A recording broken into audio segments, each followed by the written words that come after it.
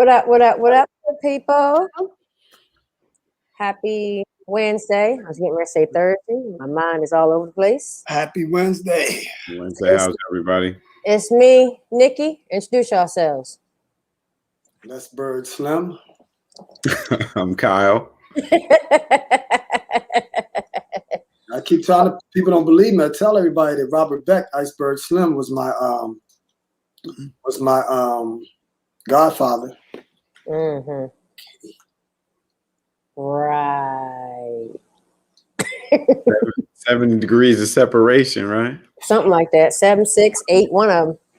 Well, as much as I quote him, Right. I quote him. You think I quote him because just to be quoting? I don't know if we should get into Les's motives. I don't know. But I got my garage door up today, so if y'all hear some weird stuff, let me know and I can go ahead and put the door down. But since it's like 60 degrees today, I was like, oh yes. Mm-hmm. And no, this is not sponsoring, but got my Canada Dry because I love my ginger ale. At any rate, what's going on, everybody? If you're out there watching, shout us out, say hello, let us know that you're alive. Elena, hopefully she'll be joining us later. She has some stuff to do. I am watching channel 4. Oh, okay. So my mom wants me to tell y'all this story. So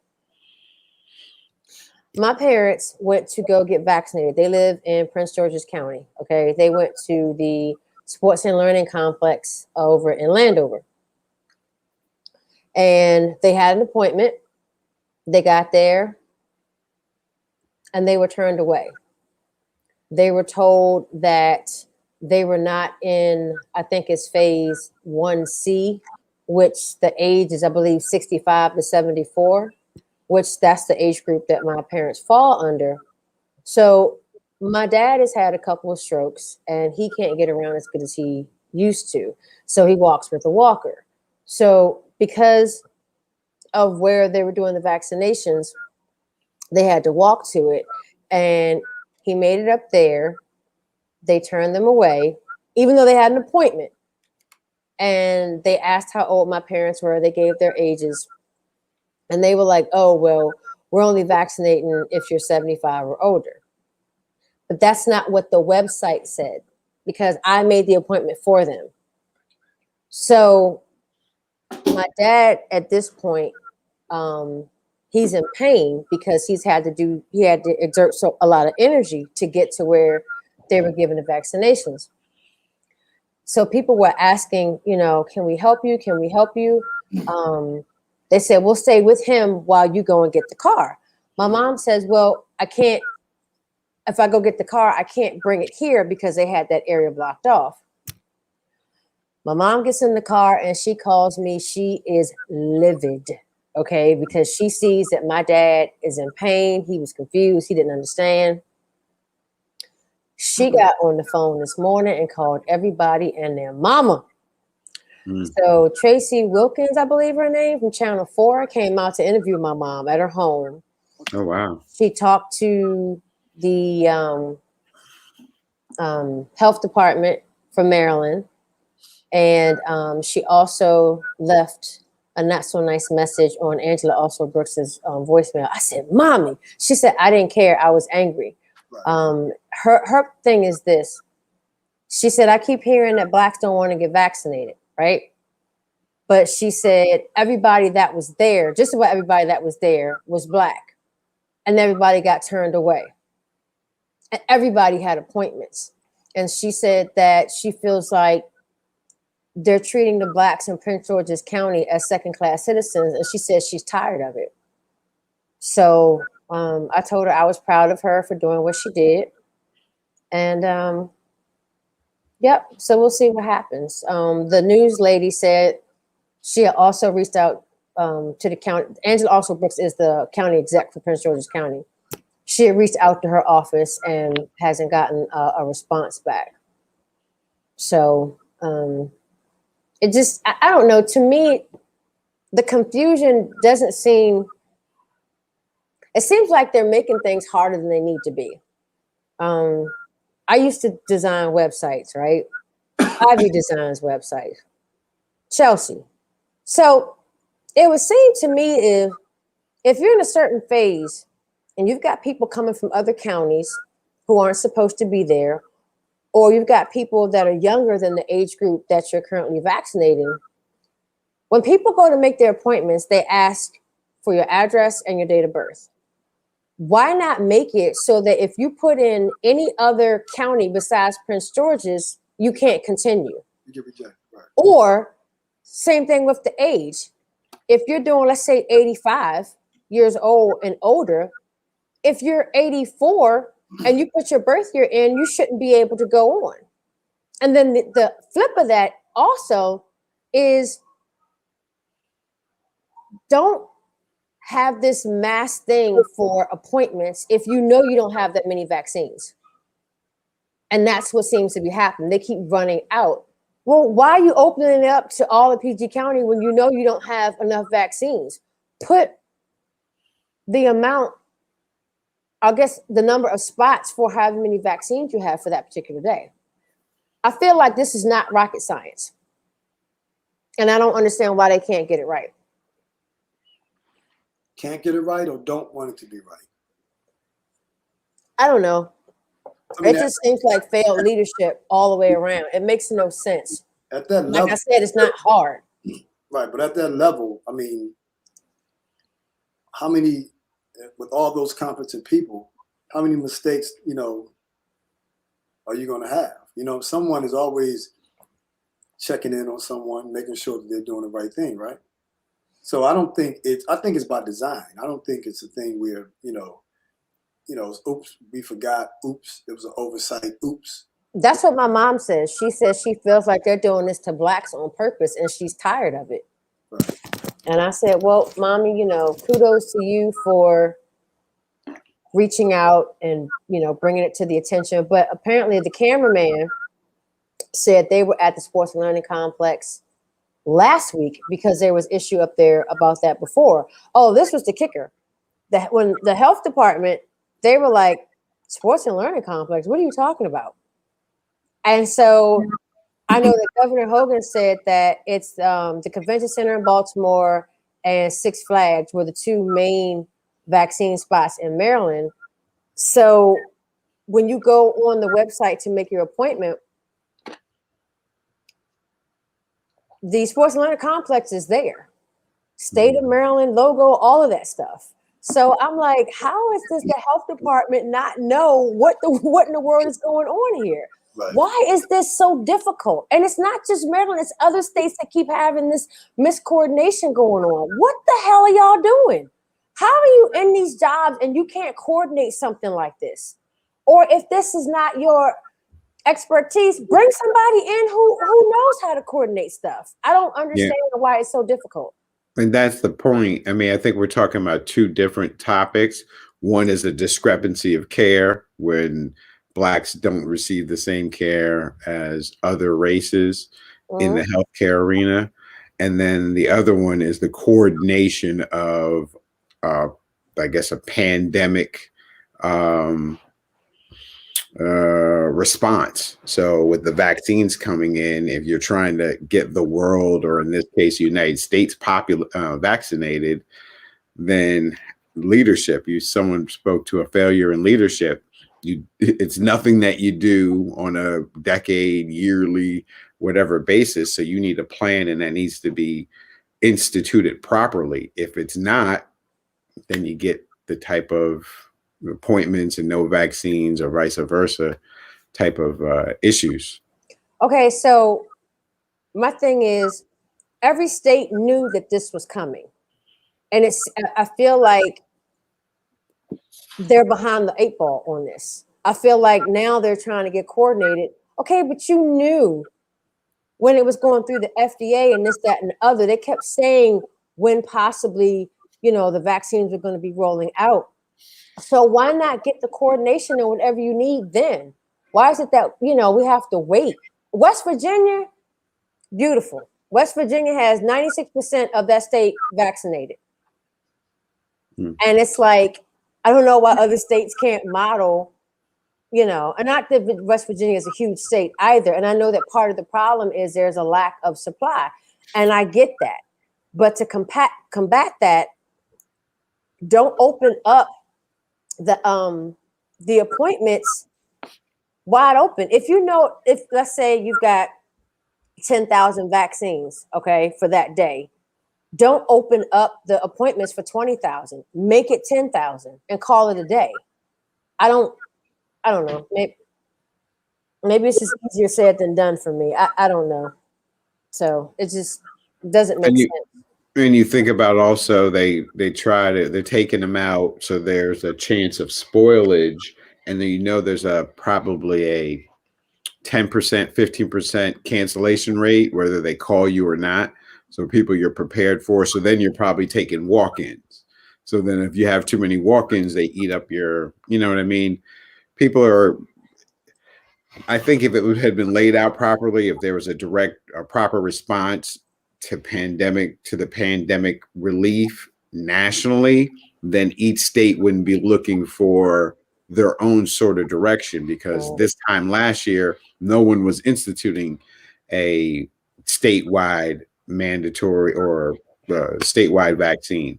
So this is all kind of new for whoever's doing it. It's new as of 2021 or the end of 2020. So if it's not instituted the proper way, like a foundation, the house is not going to be any good. What's your take on it, Les? It's a game. I mean, it's a game. I mean, it's kind of like if you have a 5 or 6 seconds delay button, right? So all of a sudden, I just start cussing everybody out, right? Mm-hmm. And Nikki, you can hit that button. You know what I'm saying? So no one has to hear me say that, right? Mm-hmm. And it slips past you, right? It slips past you. That's kind of like when what's the guy's name? The radio job, Howard Stern, Mm-hmm. when he went off, right? Right. John Thompson said that, if you understand anything, you have that delay button. Anyone could have pushed that button. We would have never heard the conversation. At this level, this to me is done on purpose. You don't hear about any hiccups at the Super Bowl. Everything is running smoothly, right? Mm-hmm. And like we didn't say it last week, but it's all about the money and the damn thing funny. You got to have a con. And it's land of milk and honey. This is a con. This is a con. Not the pandemic itself. Because it's killing people. This is real, but it's doing what it's supposed to do.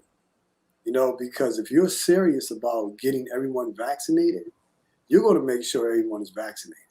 Even if you have to go to everyone's home and shoot them in the arm, you're going to get done. So, unfortunately for the ones who want to get vaccinated and believe that this is going to help them, and then when they get turned away like your parents, and it would be if something unfortunate were to happen to them as a result of getting turned away, like, oh, they got COVID, that this afternoon, you know what I'm saying? When they was there, to get what they needed to get, and based on, well, we can't do that because of age or age difference. I mean, yeah, I don't fit in that range. You can see I'm not in condition to run no marathon. You know what I'm saying? It ain't like I can come back, in an hour. So it might take your father a day or two to recover just from doing what he did, Yeah, and my mom is like, now she's like, she wants to get tested again because of the amount of people that they were around.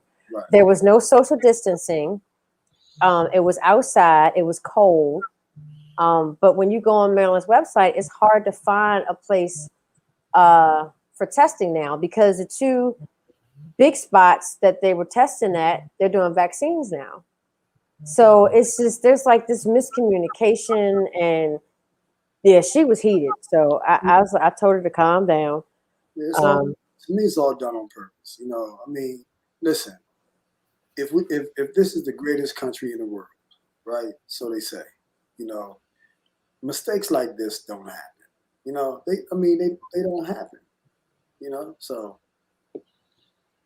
Well, you also, let's go look at the end of the last administration where they weren't giving counts. They weren't talking. They would give global numbers. We're going to have 100 million people vaccinated, Right. but they weren't really about the business of doing that. They were worried about the business of staying in power, which kind of caused a major distraction for Pence, who was supposed to be heading that up. Gotcha. And the country. And then it's the mask is politicized. And then if the mask is politicized, you have to feel that the need for, or people's feeling that the need for a vaccine is sort of politicized in that same regard. I mean, I don't understand, but if you feel like you don't need a mask, then would you feel like you needed a vaccine? Right. Well, I don't, in terms of the vaccine, I mean, to me, it's not, for me personally, I don't want it. You know, I'll be honest with you.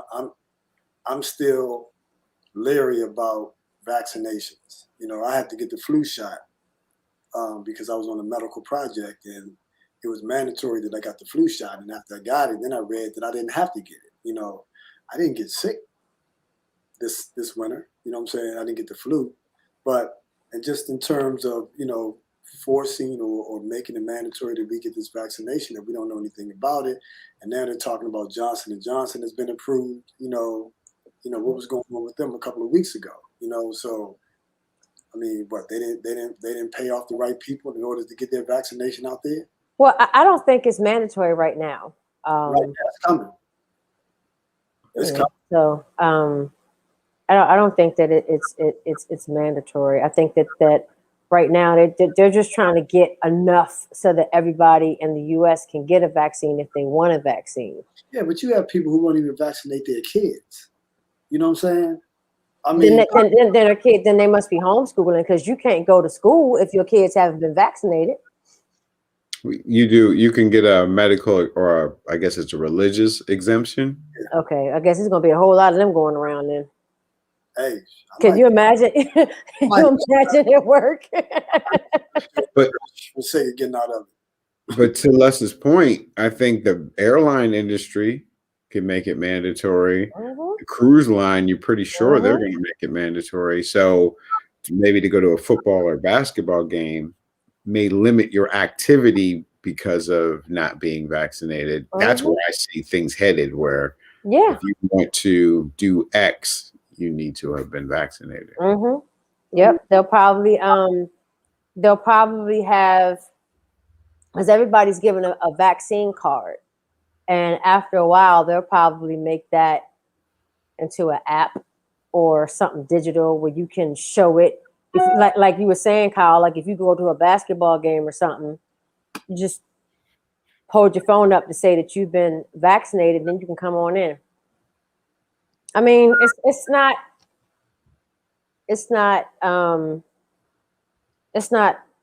far-fetched as far as I'm concerned. We got a new guest. Hi, Mark. It's my boy Mark. Hi, Mark. It says in New York they're limiting the religious exemptions. Oh, okay. Wow. Okay. What's up, Mark? So making it more mandatory. Yeah, man. Because I'm telling you, I would mess around and get saved, so I wouldn't have to take it. Shut up. Eating fun tongues all day to avoid that shit. Try to tell you, man. But I mean, so I know we're talking about, Blacks' distrust in vaccinations, but there's a reason for that. Les, you were talking about the experiment last week. Yes. And so I want to bring in someone who I had never heard of before. His name is Vertus Herdeman.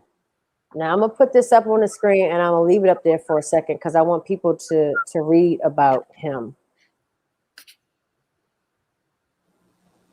I've been seeing that. This is Vertus, Hardeman. And basically, this happened in Lyles, Indiana. When he was 5 years old, his parents authorized him to be part of an experiment, and the people told them that it was a treatment for basically the ringworm. Okay. And they exposed the children to high levels of radiation. And this is what happened to Vertus. Now, Vertus he lived up until the age of 85. But to hide this, what he did was he wore hats and wigs. Wow. To hide his head, his head. And that's what he had to deal with every day. So there is and he died a millionaire. Excuse me, a multimillionaire. Because at the bottom here it says that he died at age 85. Upon his death, Vertus bequeathed $8 million to his church and favorite education scholarship fund. Vertus harbored no anger and was known to say frequently, "If I am angry, my prayers will not be answered because my heart's not right." Just wow. Just absolutely wow. And Mark says, in order to go to an arena, you have to show you're COVID negative within the last 72 hours. There is a special about Vertus called A Hole in the Head. I scoured the internet high and low and cannot find clips of it. You have to actually order the DVD, which I'm actually going to do. There was a man in his church who he sat down, and they were friends, and he sat down and listened to his story, and he was like, I got to document this. So in the video, they show how he has to clean his wound every day and how long that actually took and stuff. And for this man to harbor no anger or ill will towards the people that did that. Yeah, he's a better man than I would ever be. Oh, and I believe that's why God allowed him to live to be 85.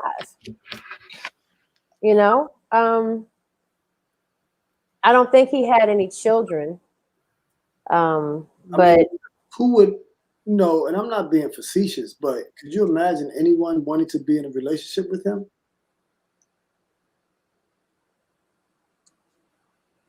I don't know. I mean, and this was back he died in 2007. So, yeah. I mean, and they did this to several kids. And in the video, he's with someone else who also had disfiguration, not to the extent that Vertus did. And then, he talks about how it felt, the burning, and there were kids and they're screaming. My thing is this, and I'm about to get really emotional because this bothers me. How do you do that to a child? These kids were 5 years old. 5. I don't care what color you are. They're babies. They are innocent. And you do that. Listen, kids and blacks are not guinea pigs. We're people. We're not supposed to be guinea pigs. We're guinea pigs. We're guinea pigs. Those kids did not ask to be born. And then you lie to the parents. Can you imagine what his parents felt? What their medical bills look like?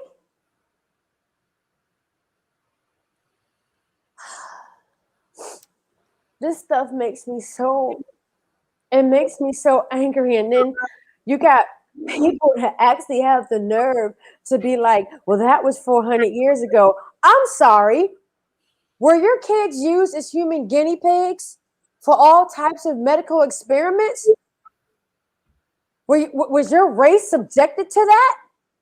No. And we're still dying at the hands of whites. So I don't want to hear that crap. I told y'all this was organic. I'm not hiding my feelings. When I saw that, I wept. When I read his story, I wept. Because that's just, I felt for his parents as a mother. My gosh, like the guilt that woman must have felt. Because you give the okay, because you're thinking that you're going to help prevent ringworm and this, that, and the other. And then your child comes home disfigured for life. Yeah. Unable to marry. Because like you said, Les, who was going to marry him? Unable to have kids. His whole life gone in an instant.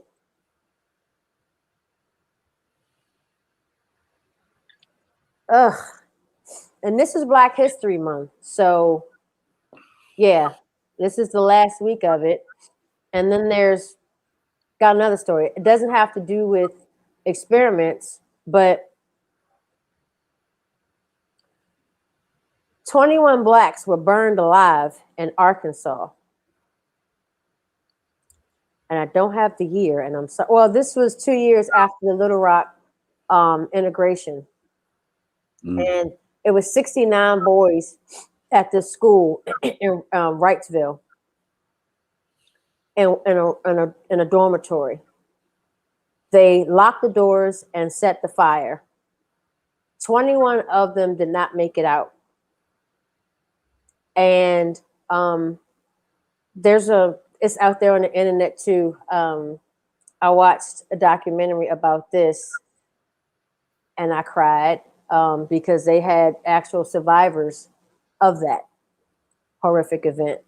And these are the Wrightsville 21.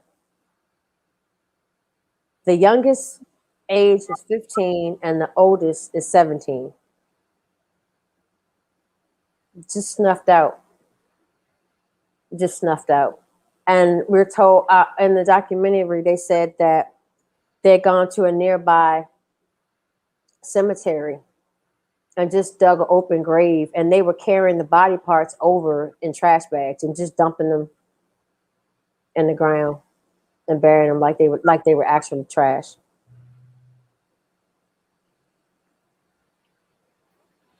So there's a lot of dynamics that play into our distrust, whether you're talking about a police officer, a doctor, a bank loan officer. We have a lot of reasons to question our treatment, whether it's proper or not. Because of stories like this, everyone has these are extreme stories and they're horrific, and everyone has little stories they've heard about with their family members or maybe even personally. So it's hard to say, to trust. It's hard we have trust issues. It makes total sense. My mother, when she was young, she was with her grandfather holding his hand. They walked into a diner. The white folks said, "What you doing in here, boy? You know that we don't serve niggers here." And my mother said she felt my grandfather squeeze her hand so tight. My mother's alive and well. So what year was, unless you're my Google right now, what year was the Arkansas integration? What year was that? 60 something, right? Or 50 something. Right. Exactly. So for people saying that, oh, that was so long ago, no, it wasn't. It's in people's lifetime. No, it wasn't. It was not. Yeah, it's all about their desire to want to remember. Because if you talk about 9/11, it's never forget. So it's all about the topic. Right. And all about who died. That part. So you said something about, finance, the mortgage loan officer. There was a couple, and I believe it was California. They got like a fixer-upper, fixed it up, beautiful home. And they got it appraised. The appraiser comes out, lowballs them. So they got really upset behind that and they fought it. Well, they won, and they were telling one of their white friends about it. So the white friend said, "You know what? I'll come over. I'll be whatever." I would say Teresa. I'll be Teresa. Mm-hmm. So she and her husband come over. They take all the black pictures out of the house and replace them with the lady's family. House got appraised for $500,000 more I saw that. because they were white. Mm-hmm. And you trying to tell me different? So for everybody that says that, oh, we should get over it because it doesn't exist anymore. Yeah, okay, that part. But it's hard for us to feel. So it's like Les and I saying, oh, you have to you can't have to stop complaining about those period cramps or problems that you're going to have with menopause. Yeah. When we can never empathize, you never go through it. So it sounds weird coming from us. So it's something that never really enters our conscience. So it's really, unless we work in that particular field or we're hearing about the problem. So they don't hear about those issues. So it really never hits their radar in that regard, like men's and women's issues. Does it never hit their radar, or do they not want to see it?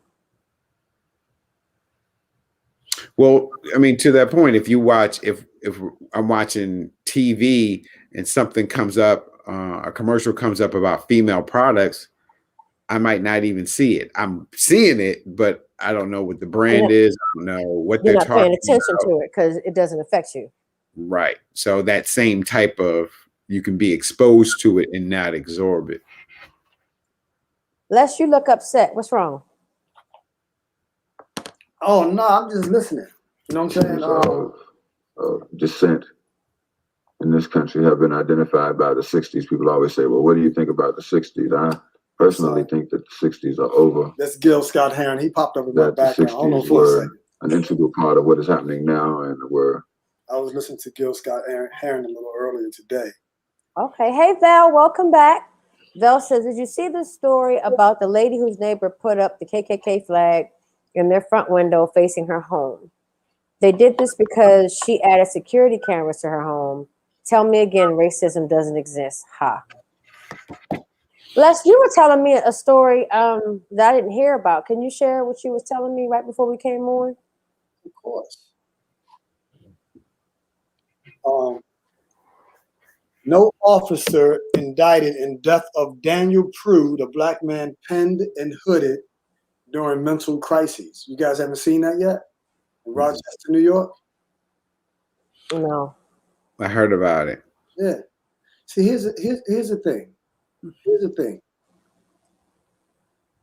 And a lot of us are to the point where we're desensitized. Not completely, not totally.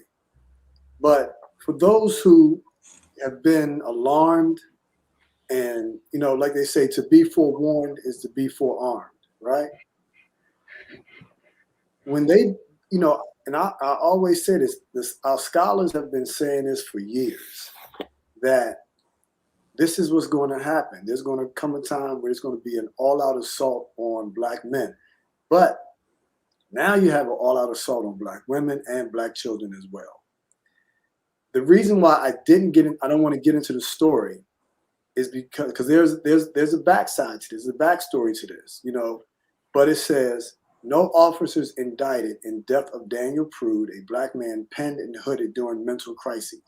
Now, from my understanding, he was spitting on the officers. Okay. Mm-hmm. So what I'm being careful and not doing, I'm going to be very careful and not just read something like that and just go off, right? Mm-hmm. Without understanding what transpired. All the facts, right? We need the backstory. We need the facts, right? When you look at it, they put a hood over his head. Okay. I remember that, the spitting hood. Mm-hmm. Mm-hmm. So the way it's been spun, it looks like it's they're killing him execution style, right? Yeah. I think if that's the case, if it is a mental case, if he is spitting, I think it's important for them to go back and get retrained and retooled. Because we've also seen other situations where, white men have assaulted police officers and they didn't get shot, they didn't get tased, they were dealt with much differently. Okay. Here's the thing. Here's my issue with all of this is going on with the vaccination, with the past administration, with current administration, with Brother Daniel Prude, getting murdered. And they did say it was homicide. Mm. They did say homicide, right? But nobody was indicted. No one's indicted because we don't understand the law. My whole thing with all of this is, I was listening to a lecture that Baldwin did years ago, right? And he said, it doesn't matter if it's the lesser of two evils or not. I'm still not voting for him. I've seen Black people get so excited about Joe Biden. And there's a clip that came out the other day when I guess he said nigger. You know what I'm saying? I don't know if you guys have heard it or not, right? I listened to it last night. You know what I'm saying? Did he say it? I'm not for sure. But the simple fact with the hard ER or A? ER. Right. But that was funny. And it's crazy because even ER or A, you know what I'm saying? I think Black people, we've gotten so complacent. And, even with, okay, let's go back. I'm all over. Let's go back. The brother with the disease in his head, right? And Nikki, you showed some emotion towards that. I've been seeing that. I just thought it was a piece of art. I'll be honest with you. Oh, I thought wow. it was a piece of art. You know what I mean? Not really focused in on it. And I'm like, yo, this is some colorful art. Like it was a hat or something. Now I get the backstory. I understand what's going on. Yeah, because who thinks about, now this is the first time I've seen those two images, right? But let's be honest with you. Can you go back to what he said? Can you put that back up? I would like to read that. He said, at the bottom, the last paragraph. Vertus harbored no anger and was known to say frequently, if I am angry, my prayers will not be answered because my heart is not right. I would classify him, and no disrespect, as a nice guy. You don't like the word nice. And I don't like the word nice. Because how do you not harbor any ill feeling or discontent for the individuals who did that? Because you weren't the first and you damn sure ain't going to be the last, right? We as Black people have to get to a point where we need to stop forgiving everybody except ourselves first and one another second. We will forgive everybody and we forgave Bill Clinton. We forgave Hillary Clinton. We forgive everybody except one another. And when go ahead. Excuse me. On that note, I have a question. Do you think that if he didn't forgive, that he wouldn't have been a millionaire? See, I'm a woman of faith, and I believe that because he didn't harbor ill will, he died. He gave $8 million to his church. That's unheard of. Looking like that, where do you think he was working? But where did he get the $8 million from? A settlement?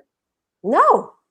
How do we know? How does a man amass $8 million in that condition? Because does it say in here? He was born. When was he born? He was born in 1922. How do you amass $8 million in that day and age in that condition? That's why I want to get the documentary, because Right. they talk about all of that. Right. Because I mean, I would just have to been poor and angry. I'm sorry. Because how do you? I mean, I put it to you like this, Nikki. If that was your daughter, how would you feel? Would you be running around loving, kind, and forgiving? No, as a mother, I'd be mad as heck. That's why I'm saying. That's why I guess it tugged at my heartstrings, because as a parent, you know, you had to give the okay. Yes, it's okay for you to give my child this treatment. And that's why I said, as a parent, I would have been devastated, you know, just devastated, because now my child goes in happy and healthy, and my child comes out disfigured because you lied to me. I'm gonna go get my book, Black Spasms. I'll be back in a second, because it's something that I want to read. Because like you said, you go in for one thing and you come out with something else, right? And we have to get to a point where, no, it's getting to a point where the cure is worse than the damn disease itself. Now you sound like Trump. Listen, look at all of the medications. You know, if you take it, it may cause dizziness, diarrhea, you know, death. You understand what I'm saying? Hell, I'd rather have the headache. I'll be right back. But go ahead. But don't they say that because of that's what happens in the trials when they do, you know, when they what happens in clinical right. trials. So they have to let you know what could possibly happen, because then it, you know, frees them up from lawsuits. So we got Black Spasms. Awesome. And to a point, Les, that you were just making, why we forgive everybody but ourselves, and because that's that whole getting back to, we're too loving. You know, we're accepting. We want, as the second class citizens, our lives to go as smooth as possible on this second tier. Mhm. And then life keeps on showing you that you're on the second tier, and that's why it's horrific. So we're trying to, you know, I guess, tread water, but to your point, the same conversations we were talking about in the 60s are just basically, you know, rewashed and given to us in 2020, 2021. Yeah. After you read that, Les, I want to show another video. Go ahead. Go ahead, because I mean, I'm looking for a specific. I mean, just the quotes in the book basically speak to, you know, our ignorance, you know, and their tyranny. You know what I'm saying? I mean, you go in for one thing, you come out with something else. You know, you go in because you got a broken leg and a broken arm, and you come out and you had a leg amputated. You know what I'm saying? They did that with Fannie Lou Hamer. She went in for a simple operation, came out with hysterectomy. You know? Yeah, they made sure she didn't have any more kids. Exactly. She was 80, 90 years old. You know Henrietta Lacks, steal your cells and use them for cancer treatment. Exactly. But then who do you trust, Les?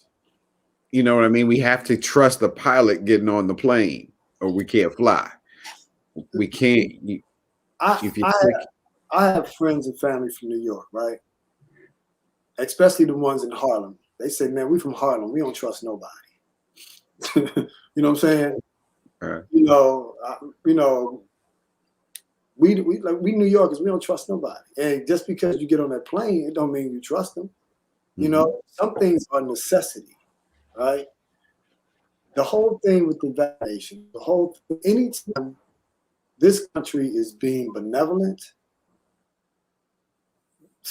there's something behind it, you know? And when you still, I was listening to the segment. It wasn't Don. It could have been Donahue, and this is when Sister Soldier was on, and she was debating with Cornel West, who I heard just got turned down for tenure as well. I saw that. Right. What? Excuse me. So You know, and what do you call a black man who's been teaching at your institution for years but can't get tenure?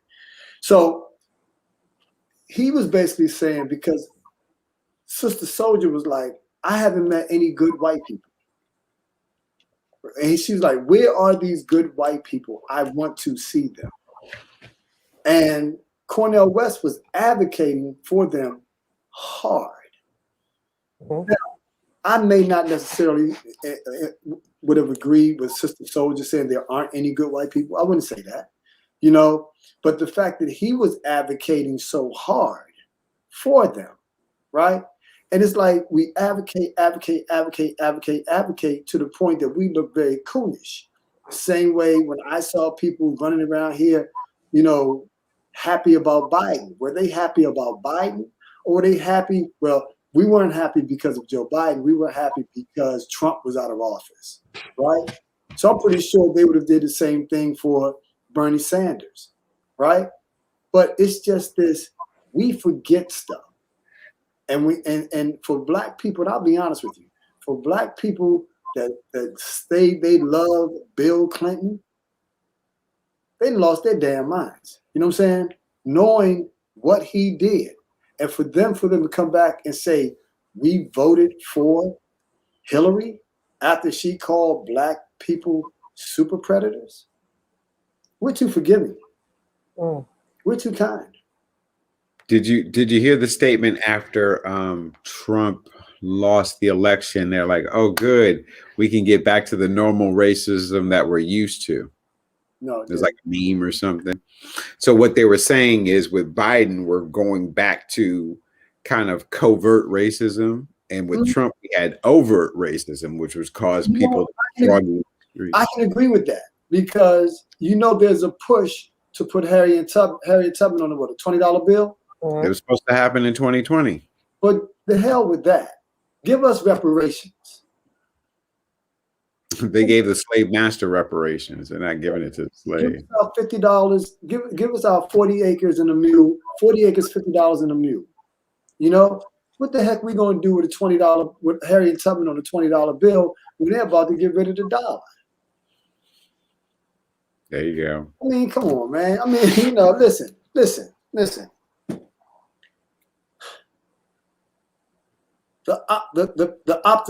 pessimistic person says, my glass is half full, it's half empty, right?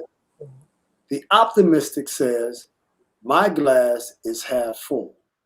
The realist says, this is piss. You understand what I'm saying? This is piss. It's piss. It's piss poor politics. We're dealing with piss poor presidents. You know what I'm saying? It's just piss. And, you know, we walk around, you know, oh my gosh, you know, Trump did this, Trump did that. Listen, all of them doing it.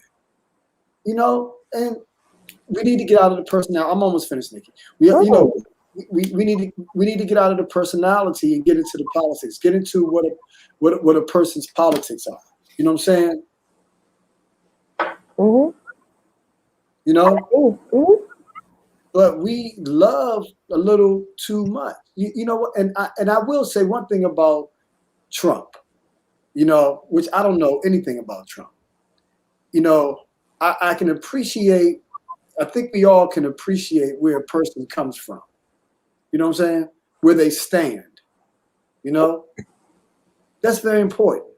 At least we know where we stand. We can be open. We can be honest. I have a mentor who said he has some work done in his house. Struck up a conversation with a white guy. They were talking about guns and hunting and things of that nature.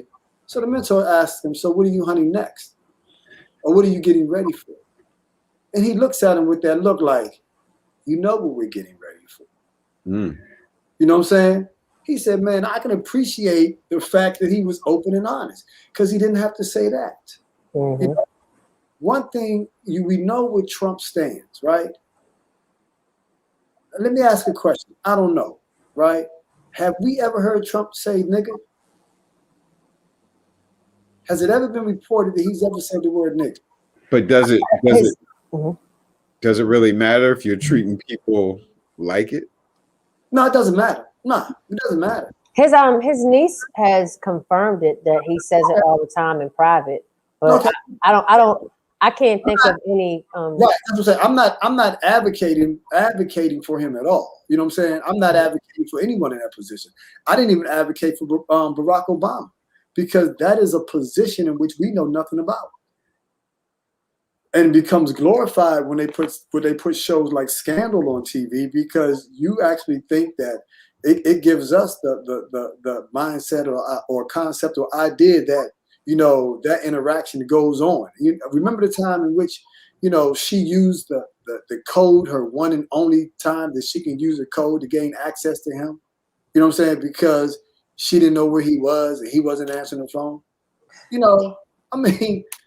It's that bullshit, man. That bullshit. How she has access to him and all of that. Man, listen. When it comes down to this, they get the finger from me. You know what I'm saying? I hear you. Rolled up slow.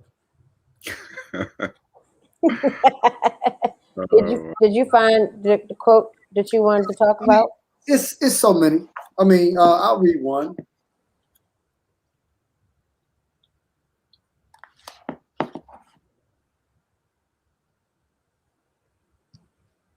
This is deep. It says, this is the first quote that I actually put in the book regarding the Tuskegee experiment. No, it's not. It's like the fourth one.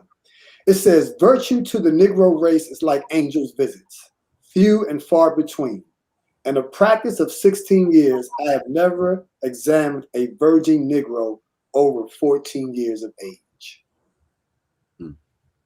Man, I'm trying to tell you, listen, I'm trying to tell you. I mean, and get it. I interact with white people all the time. Okay. I'm not racist because I don't have enough money or power to be racist. Do I have my certain prejudices and biases? Yes, I do. Do we all? Yes, we do. But when you go back, here's the thing that really ticks me off more than anything. When we come up with the concept not a concept, when we have this amnesia factor going on in our brain, like we forgot what the fuck happened to us. You know what I'm saying? But the Holocaust is something that would never, ever be forgotten because what they say, never again. Never again. With us, take it. Give it to us. Hey, sis. Hey. Welcome to the show. How y'all doing today? Good. I like your hair. Thank you. I was eating. I had to tie it up. It's your own hair. I get it. I get mine in my mouth all the time. It's like, Awesome. So we're talking about Blacks in the distress with medicine, pretty much. I'll show you and anybody who is, just hopped on. This is, hold on, I gotta find them. This is Vertus Hardiman. He, at 5, was subjected to radiation. And the guys that the people used to the parents was that the treatment was to cure ringworm. So, and this is how it disfigured him. And he lived to be 85. So, and he had to wear hats and wigs throughout his life to hide what was underneath. So let's go back to the last paragraph. Okay. I want to read that to her. Okay. Or the last sentence. It said, Vertus harbored no anger and was known to say frequently, if I am angry, my prayers will not be answered because my heart's not right.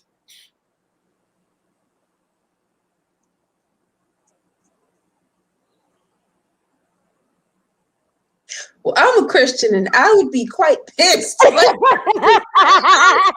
don't know what kind of reaction you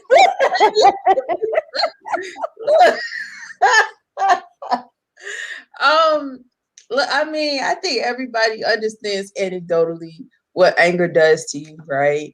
And how it can be debilitating. But you know, there are times and there are seasons and there are reasons for which it's right to be angry. Righteous indignation is a character of God. Like I would think that God would be angry at that. So I can understand how, you know, we develop the messages that we need to move ourselves forward. But I think being angry in a situation like that is more than justified. But I can see if that's what you have to live with, you do what you need to do so you can move forward and live. I think it's just amazing. The fact that he actually lived until he was to be 85 is miraculous in and of itself. And maybe some of that's due to the fact that that's how he saw it. I don't know, but I'm not Vertus. That wouldn't have been my story. I would have been pissed. I pray I would have gotten over it and been able to move forward. But I would have been a little pissed and a little angry. Well, you know, the other thing too that I just thought about is kids are resilient. You know, you think about children that have cancer and stuff, and I know, like my daughter, she's had really bad eczema, you know, from a very young age, and she's just as happy and go lucky as she wants to be now. And I think that when stuff happens to children at a very young age, they don't know any difference, so they just learn to deal with it. And maybe that's, you know, kind of why, you know, he was the way that he was, because, you know, I'm alive, I'm here. I mean, and at 5, he only had 4 years previous, you know, without that. So growing up, it was just, you know, for him, I guess it was just daily life. You know what I mean? So that just popped into my head. Yeah, to your point, we're acting like his parents. His parents probably were as livid as we would have been, but him, so young, you'd have to have a sane life. You would have to, you know, come to the realization of what has happened to you and say, you know, that's not, you know, defining me or what have you. Mm-hmm. I wouldn't allow if that was my child, I wouldn't allow my child to have that. She would have that realist mindset. You know, hey, glass is not half full, it's not half empty. This is some piss. You know what I'm saying? I mean, I would not allow her to have that mindset. You know, But would it be fair for you to push that on your child if your child was not exhibiting that type of attitude? Would that be fair? Because of your anger, would it be fair for you to put that type of anger or those type of thoughts into your child's head if your child was happy and, you know, just thriving in life? better it come from me than the world. Because let your child go out there looking like that and see what happens to him. I understand what you're saying, Kim. You know, I have a sister on the spectrum, on the autism spectrum, and I can't say that I know how aware she is that she's different. Because I don't have that experience, and I don't know that she's never really voiced that she knows that there's a difference. But I will say she's happy, you know, and I guess you know, all of us get dealt a raw hand at some point, and we can make a decision whether, you know, how we're going to move forward. And it's just that it's a decision. You know, I think happiness and hope can be considered like a coping mechanism, and for some people, that's what they need to move forward. You know, everybody's not everybody's not ready to fight the system. Some people just want to live.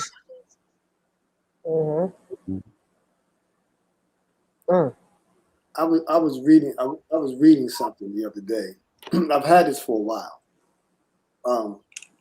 I mean, anybody want to say anything else before I jump off on? No. Nikki? Go ahead. I'm lighting my cigar. Yeah, I can smell it over here.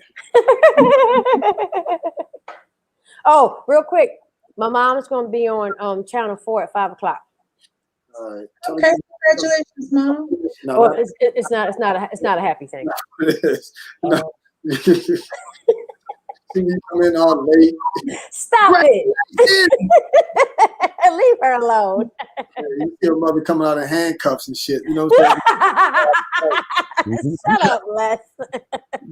I think she believes that Nikki wouldn't have been advertising if that was the case, if it was a perp walk. Thank you, Kyle. That was kind of where Congratulations. I used to be Spasms co-host mother arrested. Shut up. Armed robbery still depends. It says, I've been doing some research, right? And I had this for a while. And it says this whole Black Spasm thing and Kamala Harris and Joe Biden and all this stuff, it's got me where I am, right? At a Jewish conference, January 12, 1952, in Budapest, a Jew rabbi, and I'm reading as I see it, Rabbi Emanuel Rabinovich spoke before the Emergency Council of European Rabbis. The following is part of the speech, which can be found in William Guy Carr's book, Pawns in the Game. You guys familiar with that book? On pages 105 and 106, right? And this is why Black people have to be very careful. He says, I can state with assurance that the last generation of white children is now being born. Our control commission will, in the interest of peace and wiping out interracial tensions, forbid whites to mate with whites. The white women must cohabit with members of the dark races, the white men with black women. Thus, the white race will disappear. For mixing the dark with the white means the end of the white man, and our most dangerous enemy will become only a memory. We shall embark upon an era of 10,000 years of peace and plenty. The Pax Judica and our race will rule undisputed over the world. Our superior intelligence will easily enable us to retain mastery over a world of dark peoples. I ain't write that, right? You said the name of the book is Pawns in the Game. Game, page 105, 106, right? But here, now check it out. A little bit more, not much. It says the race mixing, and this one is recorded the booklet Who's Who and the World Zionist Conspiracy by James Combs, page 40, right? It says the race mixing program. We must realize that our party's most powerful weapon is racial tension. Okay. In America, we will aim for subtle victory. While inflaming the Negro minority against the whites, we will endeavor to instill in the whites a guilt complex for their exploitation of the Negroes. We will aid the Negroes to rise in prominence in every walk of life, in the profession and in the world of sports and entertainment. With this prestige, the Negro will be able to intermarry with the whites and begin a process which will deliver America to our cause. This is why I'm not a big fan of athletes speaking for us and entertainers speaking for us. They are not our spokespeople. Nikki, I'll send that over to you just in case you post that so people can see. Yeah. The title of the book and the author. So Bell asked, what year was the book written? I'll go back. It's in here. If it's not put up by the end, we'll DM her. We can get it to her real soon. Yeah.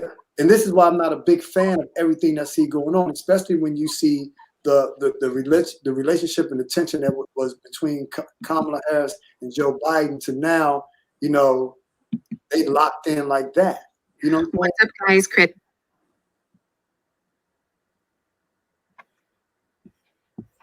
Huh? What was that? Might have been me. That was weird. Okay, go. Phil, what you were saying, Les? Just, you know, what we're seeing now is this everybody wants to kumbaya and the whole nine. You know, it's like, have we forgot? You know, and let's go and be like your man. You know what I'm saying? You know, let's forgive, but let's not forget. You know. Mm. Who was the book? What in the world? What you doing over there? I'm trying to get back to it. I Oh, have look, all the is that windows. I think it was me. Oh, Okay. I thought we had the COINTELPRO stuff. I'm saying, No, right? I was like, hold up. I'm sitting here closing up. I think I closed up the StreamYard. No, you're still on. I can't see. Um, Gotcha. Nikki, Who was the author of the book? do you have Belanie's information? Yeah, but who was the author of the book? It's a couple of different authors. It's coming. Yeah, I'm going to forward this to you now. Okay. If you forward it to her, you can. Okay. All right. Wow, there was a lot in that, Les. A whole lot. Can you humor me by reading it one more time, if you don't mind? It wasn't long.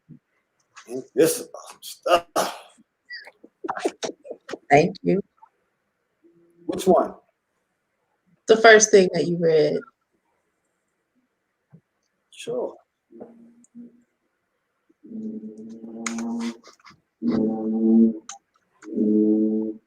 I can state with assurance that the last generation of white children is now being born. Our control commitment will be in the interest of peace and wiping out interracial tensions. Forbid the whites to mate with whites. The white women must cohabit with members of the dark races. The white men with black women. Thus, the white race will disappear. For mixing the dark with the white means the end of the white man, and our most dangerous enemy will only become a memory. We shall embark upon an era of 10,000 years of peace and plenty, the Pax Judica, and our race will rule undisputed over the world. Our superior intelligence will easily enable us to retain mastery over a world of dark peoples.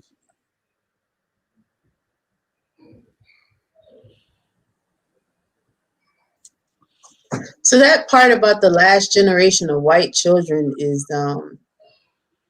interesting, and we talked about this last week. You sent me some numbers from the last from the census that showed basically the racial makeup of the United States. And what's interesting about those numbers is when you break it down by generation.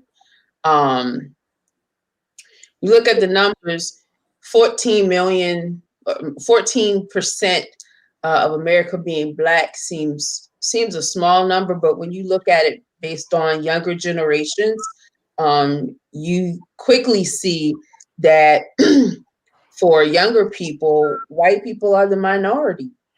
You know, this literally is the browning of America. So, you know, it's not just who exists and who lives now. You got to look at who's coming forward, who's coming up. And in the next 40, 50 years, maybe even sooner than that, if we're not all wiped out by genocide or kept out through, you know, walls and whatnot, white people will be the minority in America. That's the reality. So that is interesting that he would say that that is a part of their one world order plan. And then the whole interracial relationships piece. I know we talked about that a couple of weeks ago. I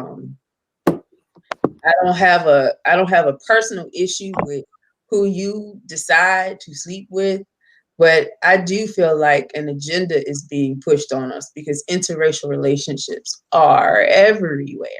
Commercials everywhere.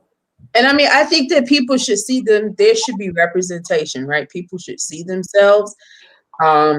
but it feels disproportionate to reality, and it definitely feels like an agenda. So it's interesting. I'm definitely going to add that to my library. Thank you.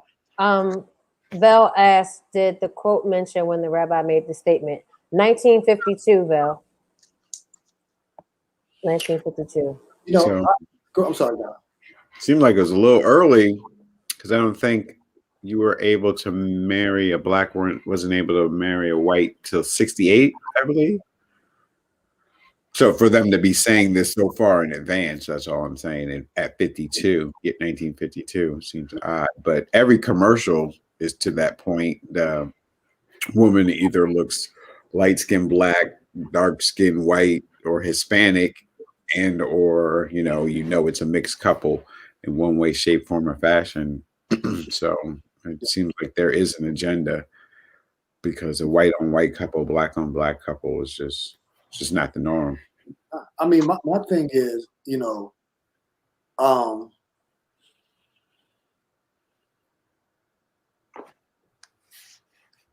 what's the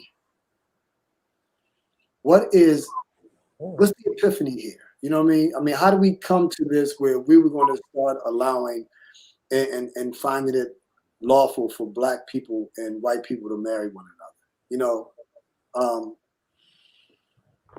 Are you looking that up, Nikki? Yep. Okay. 1967, Vel. Okay. It was Loving versus the state of Virginia. It was 1967. 67. She says, just curious about the year of that case as it relates to the statement the rabbi made. And you were right. You were right, Kyle. You said 1968, and they had that in 1967. So, good memory. Yeah. I mean, that was 2 years before I was born. You know what I'm saying? I wasn't even thought of. So,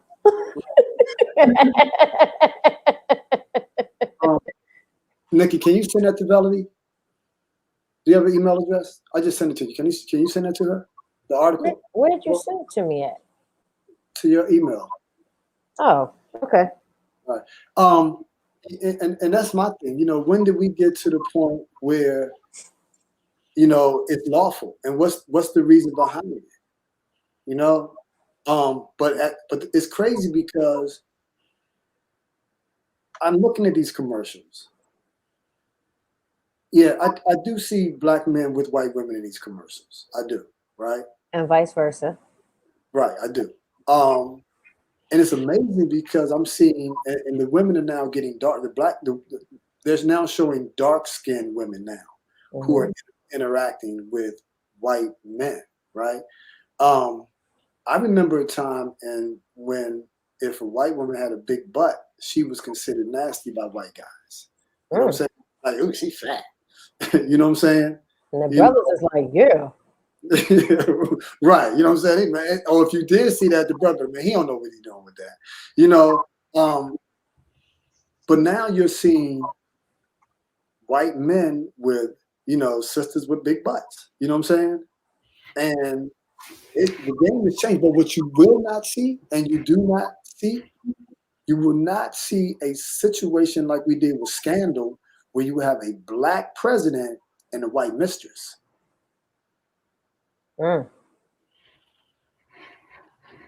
Think about it. When have you ever seen a white woman losing her damn mind over a black man like Kerry Washington did with Dude?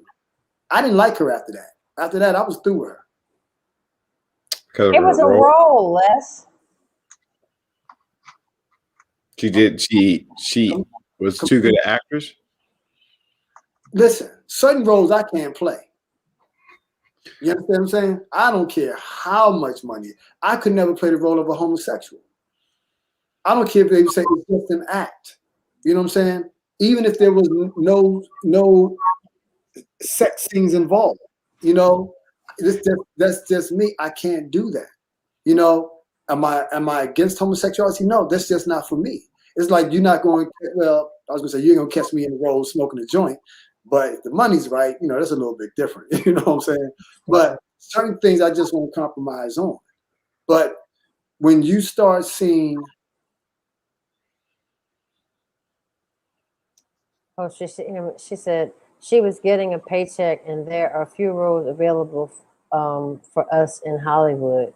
Right. Um, But hey, and I think Melanie, real quick, sorry, Melanie, DM me your email address, hon. I dig that. But watch this. I was listening to Dr. Bernard one time. He's a pastor up in Brooklyn, New York, right? And this was years ago. And he said that he was talking about how kids live off of their imagination, right? And he said his parents were going through a divorce, and he was, start acting up in school, grades started slipping, and things of that nature. So when they finally got to the root, because they didn't understand what was going on, he said he was watching Terminator. And I guess the Terminator went to Sarah Connor and he said, consider this as a divorce, and he kills her. So he's thinking that when his parents are going through a divorce, that his father's going to kill his mother, right? When kids grow up watching stuff like Scandal and that other one, what's the one? I forgot that came out with Hidden Color's sister. I forgot her name. What's the How to Get Away with Murder? Henson. Oh, Empire? Empire, right. When kids start watching that at a young age, they think that's the reality. Like we thought growing up that we were going to be football players and basketball players, that was the reality. So this is why I don't like stuff like that. I really don't. But I think that That child watch Scandal. man, please. What? Serious? You got old school parents. Please, you got old school parents. Yeah, so my thing is, what's the agenda behind allowing interracial relationships? Because it's only allowed. You understand what I'm saying? It's only allowed. I like that, Melanie. Tells you a vision. Yeah. I like that. Yeah. I mean, that gets back to what I said. I feel like it's an agenda. When you see something on TV, and you see it all over the place, it just feels like an agenda. I'll tell you another agenda that I see right now. And that's like this idea of transsexual men and transsexual women. I don't know if you guys saw there was an ad with people who were born female but transitioned to be male, but were still anatomically women, and they had on like boxer briefs but had gotten their periods. And so like now there's this movement to not call women women, but people who bleed. Sorry. So again, like, the show on that note. Individual, what you do with your life, that's your business. But it feels like an agenda. I'm like, where is this coming from? And what are you trying to say to us? What are you trying to normalize? People who bleed. And I'm sorry, but I will always be a woman. And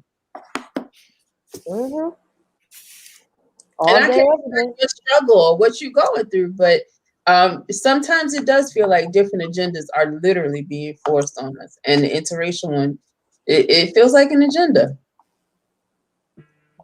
I know that they had, and I talked about this a year or so, actually 3 years ago, about the transgenders. If a man is if he feels like he's a woman and competing in women's sports. Yeah. That's not, in my opinion, that's not fair, because men are just biologically stronger and sometimes more fit than. Careful how you say that. Well, that's just my view. But I mean, if let's just say, for instance, weightlifting. Wait a minute, Melanie says, I agree, especially in MMA and some other sports. Yeah, Vel, my thing is, let's say, women weightlifting. If you were born a man genetically naturally more stronger than a woman. And I don't care if you put on a wig and you wear a dress. That's totally up to you. But when you start competing, that's an unfair advantage to the women who were born naturally women. I mean, you can take all the hormones and stuff that you want, but biologically you're still a man. And now women are coming out saying that it's not fair. And I was saying this years ago, but now women in sports are saying that it's not fair because they have an unfair advantage all day. That's just like if a woman, if it's a woman is, going to the men's side and she decides, well, I want to play football. Really? And then if she gets hurt or whatever, then it's going to be all this controversy and this, that, and the other. And it's just, I just think it's a slick slope that people need to be careful of. Is all I'm saying. You just have to be careful, and I don't want to offend anybody. I don't want to make anybody angry, but you got to look at the facts, and the facts are the facts. Right. Go ahead, Kyle. Oh, if you don't want to make anybody angry, then you have to allow that behavior, because that's exactly what it is. It's not to offend anyone. So do we have, sexual orientation, what you feel like you are, not necessarily what you were born as, heterosexual? Do we have every bucket covered so that we can have this PC world? And that's exactly where we're headed. Normalizing pedophilia and trying to get that. I don't want to say, I want to quote it correctly, but not labeling it as rape that it is, and trying to label it as I don't want to say it's a disorder when it's not, but just giving it a classification and taking it out of the rape realm. And that's also no. If you're a man and you having sex with anybody under the age of 18, it's pedophilia. Now, I suggested, and I don't know how well this will go over, but if you have enough transgender, why can't they have their own special, not special, but why can't they have their own, sports? Then, then it's... That's that. No. Then we're separating them. We're segregating them. Okay. That's like the Negro leagues in baseball. Why can't they have their own? Right. They have a problem with that. They want to be seen as equal. You know what I'm saying? Okay. Yeah, but at the end of the day, you're not equal sexually. You're not. Just because you identify with something doesn't mean that genetically there's equality there. There isn't. And I'm playing devil's advocate like the mob right now. But the facts are the facts. If I'm a woman and I identify with being a man, and I say that I want to go out here and I want to be the first transgender in the NFL, it's not equal, because even if I dress in suits and I tie my breast up and this, that, and the other, I'm still genetically a woman. Just like a man is still genetically a man. But if you trained your whole life and you took a position, I'm not saying you're going to be an offensive lineman, but you might be a kicker. You could be a running back. I mean, getting tackled doesn't hurt. And if you're fast, speed kills. So you could see a woman join the ranks, just not in masses. If you flip it and have men go into the WNBA, they're going to have an issue. The Duncan will be off the chain. There'll be nothing but Joanna Mans up there. So it's not, you can't have a participation trophy in everything. And I think when you start mixing those genders, the unfair advantage in the MMA and the boxing and the basketball, it doesn't really, it's not even in a foot race. It's not suitable. Right. even with boxing, if I identify as a man, I'd have to have my breast removed, number one, because I don't know if they would let me in there in a sports bra. Because men, when they box, they're shirtless. They don't have on shirts. They don't have on anything. They just have their trunks and the shoes and their things on. So if I get in there, and let's just say welterweight, you know what I'm saying? Something small. And, you know, I get in the ring and I get my face bashed in because I'm not genetically, I don't care how much bodybuilding I do. I mean, I'd have to be on steroids to even be close to, you know what I'm saying, strong enough as a man. But then again, that's not fair because I'm taking something that I'm not supposed to be taking to enhance my strength. So You know, it's just, they don't have, at least I don't think they do. They don't have something where you can decrease your strength. Do they? Okay, so I don't know, I'm just playing devil's advocate right now. I can't say nothing. I said something a moment ago, or I don't know, maybe it was you, Nikki, as it relates to not offending people. And as a Christian minister, there are times I'm okay with being offensive. Although it's never my intent to hurt people. I'm an empath, so I don't like hurting people either.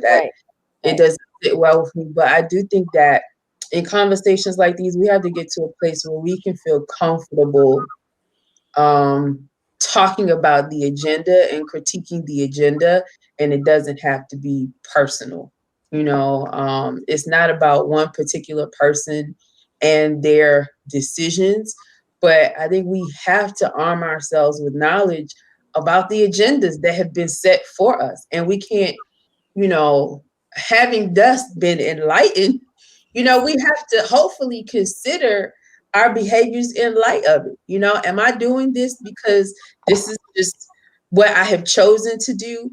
Or have I really been lulled and guided to a space where I didn't even know I didn't have a choice? You know, where I've advocated my choice because I've been fed so much of an agenda that it just seems right. You know, Kyle mentioned the whole pedophilia thing becoming legal. And years ago, when I first heard people talk about that, I was like, oh man, this is asinine. But the more time goes on, it's like there are people who really feel that way. That cult leader in Nexium, I watched documentary, and this dude literally in a what you could call a men's retreat said to these men, thousands of men cheering him on, that there was no moral or ethical difference between having sex with a grown woman and a 5-year-old because they both flesh. And I'm like, oh my God. So I'm expecting these men to be like, huh? Because they both what? They're both flesh. They're just like, there's no value attached to what you put your penis into. They're both flesh. And so I'm thinking these men, I know somebody's going to be like, oh, heck no. Like people taking a mass exit. Like, because that was my response. And can I tell you, there were men in there cheering this on? Like, yeah. And I'm like, what the? Not to mention what you could. Okay, where are we going? And you know, we got to be careful about what rides we getting on. You got to be careful hopping on a ride when you don't know the destination. And I think that's where we keep getting ourselves. We hopping on rides and we're advocating because people should be able to live the lives they want. And we don't even know what the destination is. We've hopped onto a ride we're not controlling. And I just think we have to be critical of it. Back to Lester's original reading, because that's crazy that this is something that was set in motion 50, 60, 70 years ago, and we're actually seeing it come to pass. It lets you know that it's not just, oh, we want equal representation in the media. No, there's an agenda. And like, are we going to hop on this ride? And are we going to ride it to the end? And are we going to be happy when we get to the end? Because do we really know where we going? I ain't hopping on that ride. You gonna get you gonna get a bullet to the face. You come over this way with that BS. Nah. I mean, you can't even. My thing is, if you're a grown man and you are well endowed and you're trying to have sex with a 5-year-old, You are going to mess that little girl up, not just mentally, but physically. Girls that young aren't meant to have sex. Their bodies aren't built for it. You're not, and not that I know where that mindset is, but the key word, is flesh. You know what I'm saying? Number one. Number two, it's like, how do you think they feel about the individual, be it female, adult female, or child? It goes back to how they talked about black women during slavery. You know what I'm saying? I knew that's where he was going. Mm-hmm. So I mean, it's nothing but a form of slavery. That's all it is. Because for you to even do something like that to a person, and those who are empaths, hear stuff like this and like, it's like, ooh, I can't. There's just no way. For them whose conscience has been seared as with a hot iron, it ain't no thing. You know what I'm saying? It ain't. I mean, and I get we're moving more to a way society than anything. Like I said, I'm not. Listen, I've been approached by a lot of homosexuals, right? To the point that I really had to check myself. I was young, and I had to check myself. And this older lady, a teacher, colleague of mine, because I went to her and I was like, "Yo, what's up?" She said, "Les, let me tell you something." She said, "You're a thin guy. You dress nice." You know what I'm saying? Because I'm thinking maybe I'm just putting some vibes out there, right? And this is what I say when approached. And I've been approached in years. I got that look on my face. I'm like, listen, that's not the way I roll. You understand what I'm saying? That's not how I roll. I am an advocate of, because my mother was older, when she had me. I'm an advocate of not really showing a lot of PDA, especially young kids. You know what I'm saying? You 13, 14 years old, holding hands in the mall. He got his hand in her pocket. She got his hands and kissing and posted up against the wall. I'm like, so growing up, we didn't do stuff like that. That's what adults did. Right. So when I see, and I've been approached, I'm like, yo, what gave you?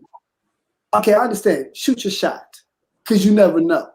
You understand what I'm saying? Shoot your shot. But when I say no, you know what I'm saying? I don't get down like that. Don't become aggressive with me. You know what I'm saying? I gave you a pass because you didn't know. You understand what I'm saying? But when I inform you legitimately that's not how I operate, and you still want to push the envelope, then we got a problem. And I don't know if I sent it to you. I did send it to you, Elaine, the other day with the situation with the transgender, male or female. And the whole argument was the sister was saying that you need to disclose that before you move forward, right? And the guy came on, he was like, well, no, Elaine, I don't know, I can't, I might be able to get it. But, if nothing's going to happen, then we shouldn't disclose that. But if you get your ass whooped, you know what I'm saying? It's not a hate crime, but then you label it as a hate crime. Be upfront, be open, be transparent. If heterosexual men and women are required to be, or want you to be transparent, hey, I don't have a job, or hey, I live with my mother, or hey, I don't have a car. You know what I'm saying? Or hey, I got herpes. Why can't a transgender be, whatever. Why can't a transgender be open and honest and transparent with their sexual orientation or their genitalia? You know what I'm saying? That happened on I watched 911 Lone Star, and there's a guy on there who I didn't know, but he's transgender. Had no idea. I thought he was born a man. And so I thought that it was, that it was part of the character. So I looked him up. No, he's actual transgender.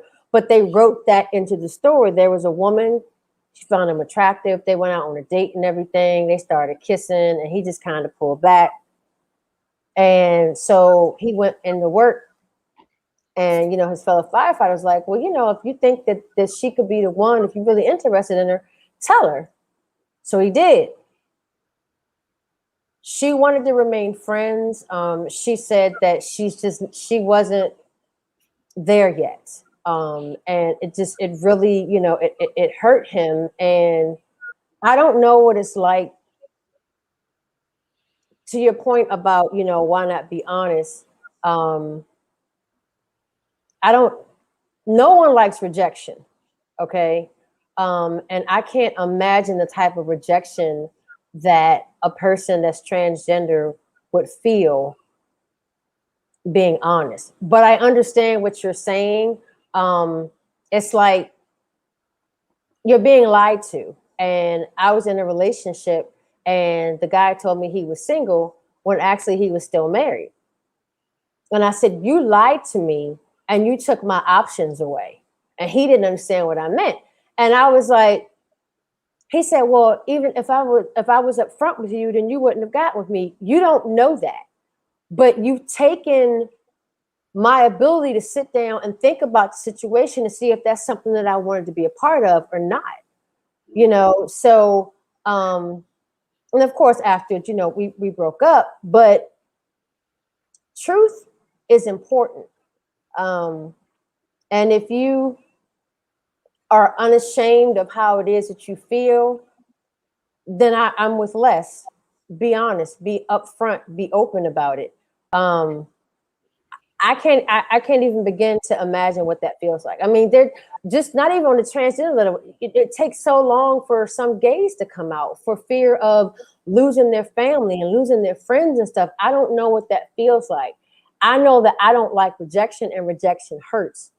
So I can't imagine what a person just being gay, coming out and being rejected by family and friends, and what that would feel like. You know, it's just, that's another slippery slope that, you know, you got to be careful with, because then you got these idiots out here.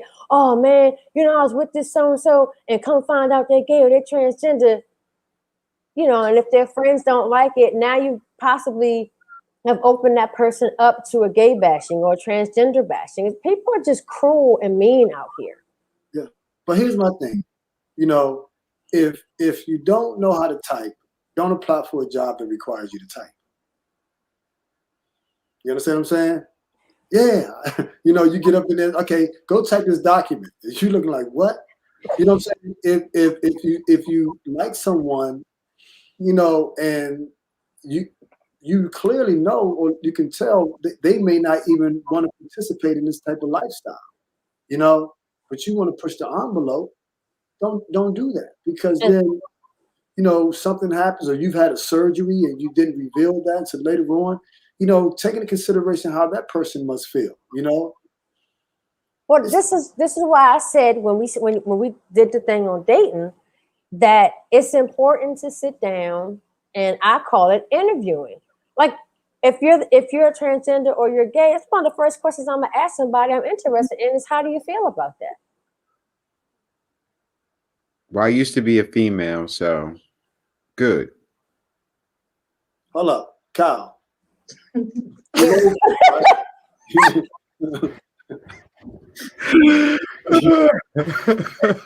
Okay, are you role playing? Okay.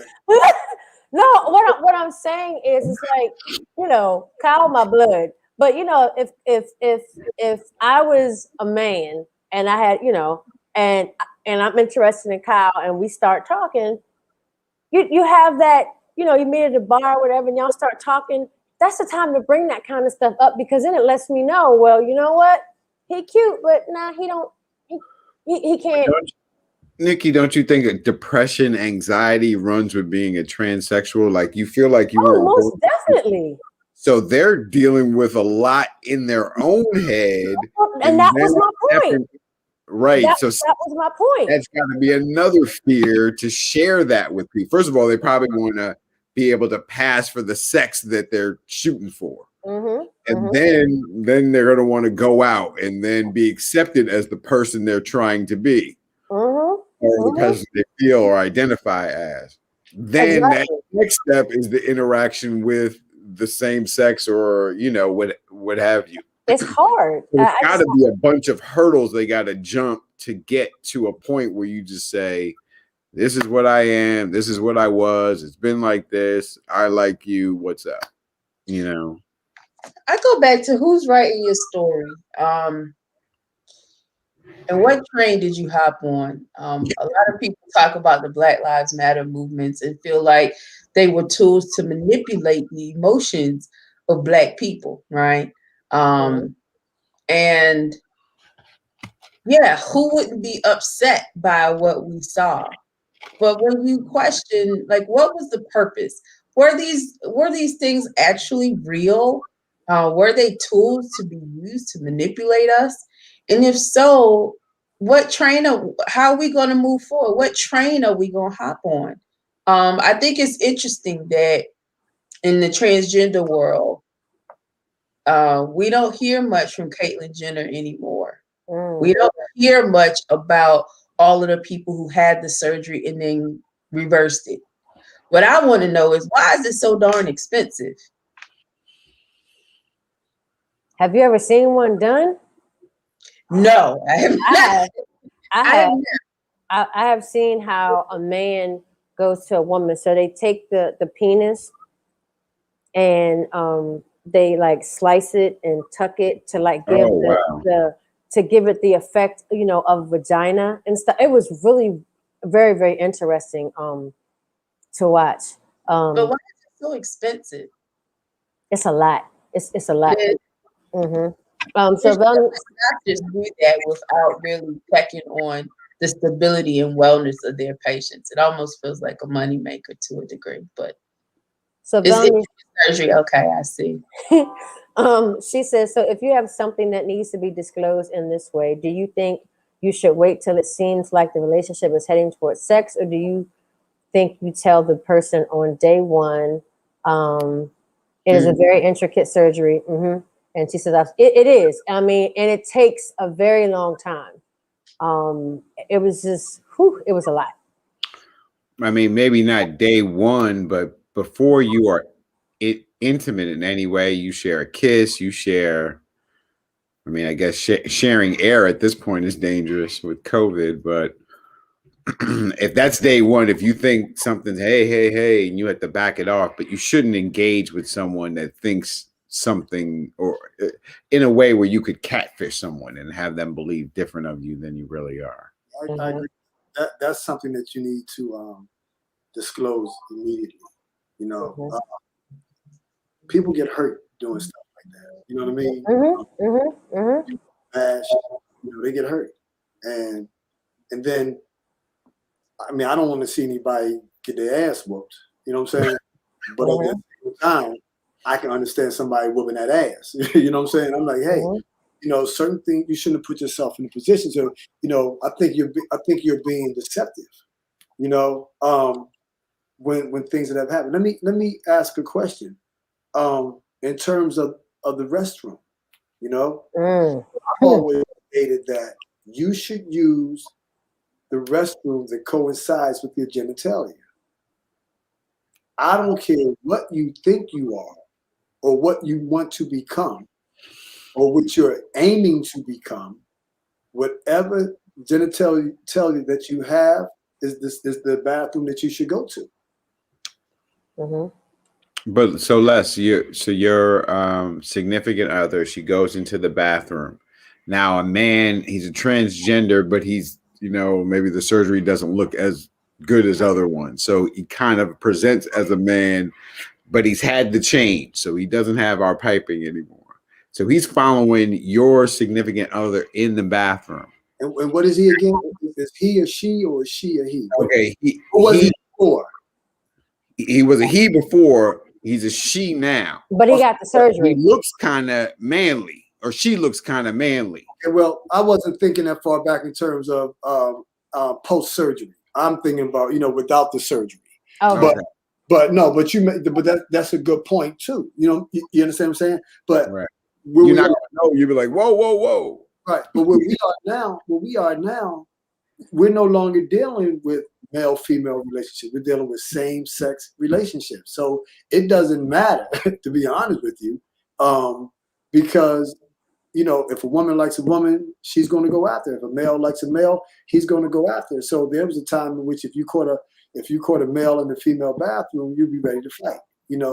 Now is it, is your woman safe if she's in the bathroom with another female? You know what I'm saying? You don't know nowadays. And same with men. You don't know. But I think that in terms of the whole restroom situation, I think, if you haven't gone through the surgery, whatever your genitalia is, that's the restroom that you need to go to, because it gets confusing for kids. Got a little daughter, she goes in the bathroom. Only thing she hears is this deep voice. Hey, what's going on? You know what I'm saying? And this is a male who's in the process of becoming a female and has gone through everything except for the chopping off of the penis or the splitting and pulling it to the side. Where they have, folding it up and like a cut hot dog. All right. Easy. I'm screaming. Hot dog that used to fry. You know what I'm saying? Yeah, but you understand. So she's sitting there using the restroom, and you hear this deep voice. You know what I'm saying? So why are you in here? I'm a female, but you don't look like a female. Well, I'm in the process. You're in the process of what? You understand what I'm saying? Oh, and Elena, also to answer your question of why it's so expensive. I mean, if a man goes through the whole change, you have to rewire the wiring down there for him to be able to urinate, because they don't have, it's different from us. And then you got to give him breasts and all that other kind of stuff. It's a lot. So there's a lot to be done. I mean, this conversation is a lot. I didn't know we were going here, and I think unknowingly I may have brought us this way, but you did. But last week I was a part of this diversity and inclusion hackathon, and the conversation about sexual orientation and gender is so big.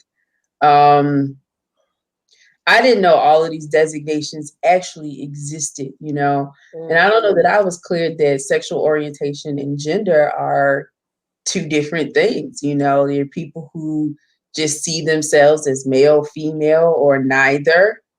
And then there are people who are attracted to whoever they're attracted to, and those things don't necessarily, have to add up. It's it is becoming an interesting part of our society, and I think, I understanding that people in the LGBTQIA plus community often feel ostracized and often deal with Great Depression and things of that nature. I definitely have a great deal of empathy. But I do, to Les's point, I do wonder, what does that translate into what we teach our children? When is it appropriate to have these conversations with them? If you see your child is veering from normal male female behavior, like, how do you handle that? Do you make a big deal out of it? Do you not? Like, do you go ahead and, like, when do you place them in a box? Like, I think about that show with the young lady Jasmine, who is transsexual. When do you say, okay, your child is just a boy who plays with dolls, to now he is this? Like, it's so difficult. So I just wonder how you handle the expression of that experience to children who are either going through it or just seeing it. Melanie says that her pastor's son had surgery to become a woman, and they do the top and bottom separately. I mean, it's expensive to get a breast augmentation. So, I mean, I don't know. I guess to try to answer your question, I wouldn't want my child to feel like they couldn't come to me and talk to me about anything. It might not be what I wanted for my child, but just to have, like I said, I don't know what it's like, to have those feelings. And like Kyle was saying, the anxiety, and you were talking about the depression, Elena, and stuff that that they go through and stuff. And I guess to have a support system, especially with your family, would be very, very crucial, because you don't want to ostracize them. You don't want them to feel like, well, gee, I came out to mom or dad and they don't love me anymore. So I don't know. It's a very thin. I mean, to some parents would say it wouldn't matter. I'm gonna love my child regardless, and I'm that way. I'm gonna love my child, regardless. But you still want your child to be happy, and if you see them depressed because they can't be who they feel they are, on the inside, is that helpful? Are you causing more harm than good? And Les brought up the question, does God make mistakes? That's a whole nother that's a whole nother show right there. I mean, listen, what I don't like is, because my thing is, I'm not into gay bashing. Like Kyle said, people go through all types of stuff. They're in the body, they don't feel right. I dig it. But you get a pass there from me. You get a pass. You get a pass. You get understanding. Right? I don't like when you lump Black people into the situation. You should understand. You know what I mean? You've gone through slavery, or nah, I'm like, you know what I'm saying? That's a big difference. We wear this blackness, we wear this skin color, hue, essence all day, every day. We can't hide that. You can't hide that. But at the same time, I can't, like the Indian proverb says, granted, I may not criticize my neighbor until I've walked a mile in his moccasins.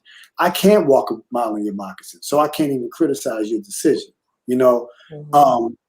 Like I said, does God make mistakes? You were created to be who you were created to be. That's a hell of a conversation to have, because you have the ones who believe in God who be like, yo, God don't make no mistakes. Then you have the ones who may say, well, I think he may, you catch him on a good day, he may okay that surgery and shit. You know what I'm saying? And then you got the other ones who might be like, nah, I don't believe in God, do what you want to do type shit. You know what I'm saying?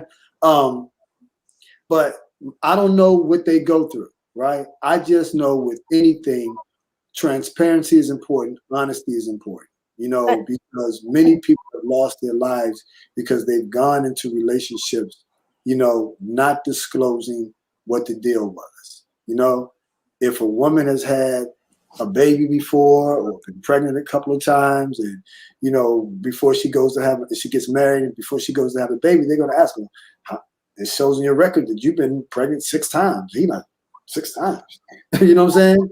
When were you going to tell me that? You know what I'm saying? Well, I was waiting for the right time. Well, shit, when is the right time? You know what I'm saying? Now is not the right time. You didn't tell me. But transparency, honesty, because I think with anything, they say honesty is the best policy. If you get it out the way early, put your cards on the table, you never know. This person may be like, hey, you know what? I'm cool with that. Or this is my first time. Let's take a chance. Or they may be like, nah, I don't get down like that. I'm glad you were honest. Or you may have some people just punch you in the face and get it out the way. I remember I read an article once where it was a woman. She was born a woman, and she was totally in love and married a transgender male. Mm-hmm. And he was so afraid to tell her, but she was so in love with him, and she was like, I don't care. I want to marry you. And I thought that was beautiful and huge, because she'll never be able to have his kids because he went through the change, and then people were like, yeah, but does that mean she's gay and this, that, and the other? And that's like, I look at it like this. At the end of the day, that's between that person and their God. I am not here to judge. I don't have a heaven or a hell to put you in. So I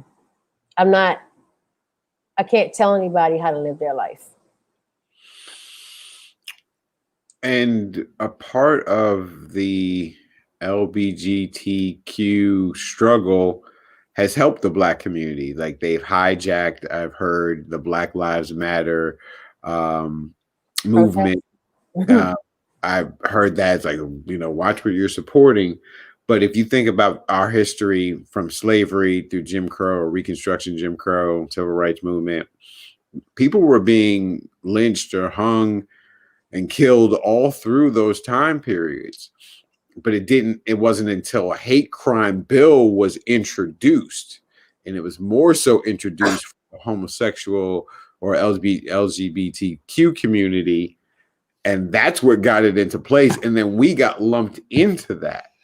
But without that hate crime, there is no extra penalty for lynching someone as opposed to, a regular petty crime and shooting somebody.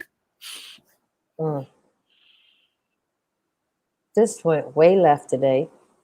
No, but it's organic. It is. I was getting ready. I wasn't finished. That's what you said. You want to be organic. I do, and I like it. I mean, it's and Lena started it. I hope leave Elena alone. I hope that our conversation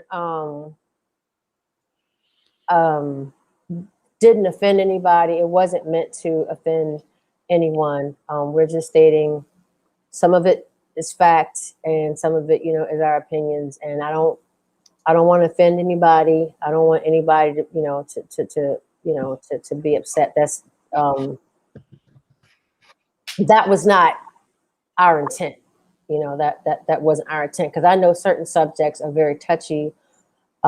Certain subjects, people get offended over. So let's ask the question, is gay the new black? I did. Didn't you ask that? No, I think. Yes, you did. Yeah, is gay the new black? What do you mean by that, Les? Yeah, what do you mean by that? I saw a picture of two men, black men in Atlanta, and their shirt said "Gay is the new black." Black men have been gay for years. You know what I'm saying? Black men have been gay for more than 20 years. How is gay the new black? Well, I think the interesting thing, what's that comedian? Oh my gosh, he used to have the show. I'm Rick James. Oh, Dave Chappelle. Thank you. Okay, I couldn't think of his name to save my life. Dave Chappelle recently did a stand-up show on Netflix, and he got a lot of flack from it. But what he said that was interesting was that even in the LGBTQ world, it's a white man's world. That lesbians and transgenders, they're in the car, but they're not driving it. That was crazy. And a lot of people were offended by it, but it is food for thought, There is this equity even in the LGBTQ community, and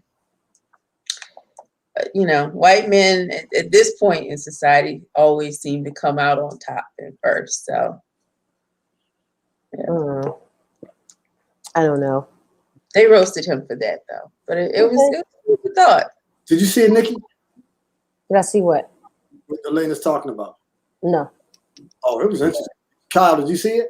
Oh yeah, you got to Sticks and Stones. You got to watch that. Oh man, I mean, that was his stand-up. Okay, I'll watch that then, because I think that's on.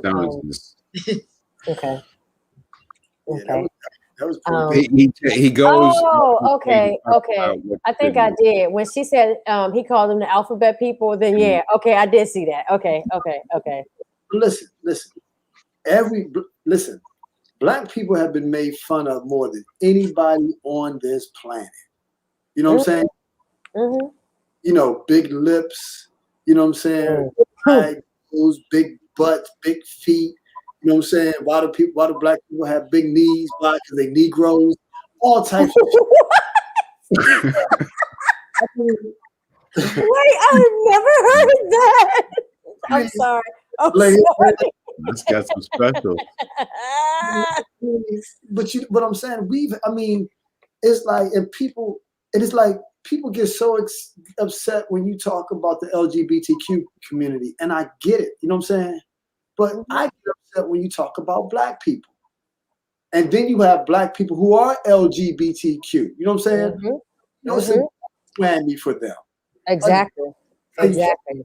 like number one, you Black, and then you got the nerve to be gay on top of being Black.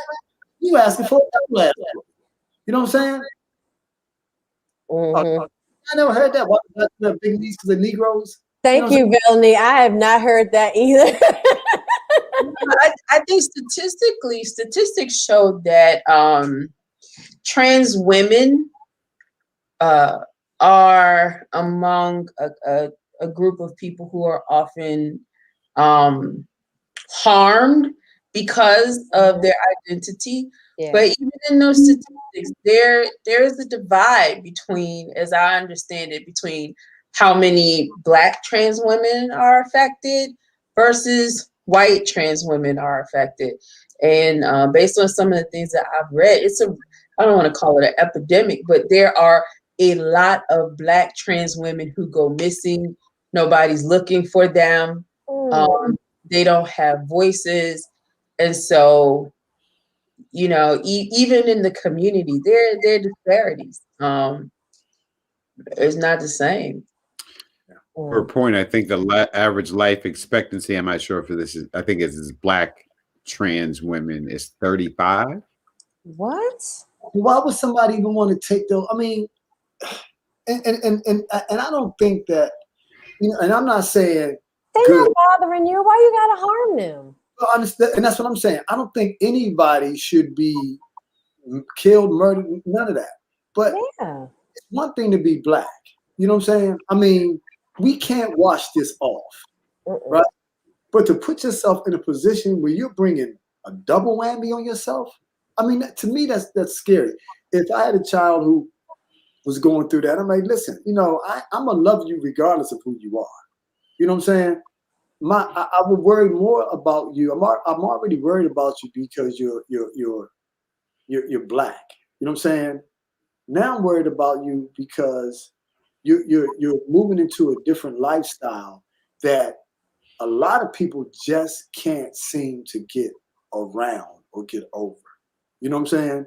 And if you thought that they looked at Black people, try being LGBTQ and trans, well, I guess same thing, you know, and Black at the same time.